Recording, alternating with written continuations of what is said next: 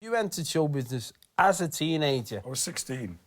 In a climate that probably wasn't accepting to many black comedians at all. Well, there was Josh White, Sammy Thomas, Kenny Lynch, I think, counted as a black comedian, and Charlie Williams. So there were four. And three of them were featured on The Comedians. And they did the type of jokes like, you know, if I'll come and move in next door to you, that'll bring the rent down. They did that kind of joke.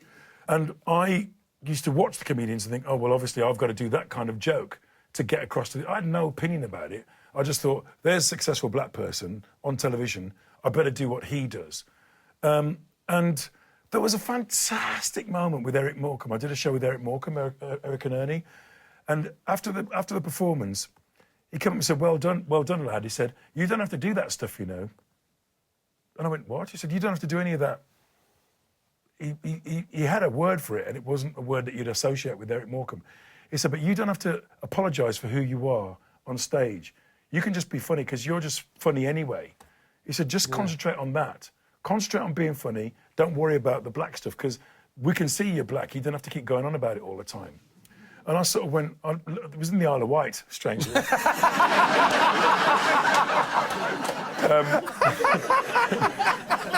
It was in...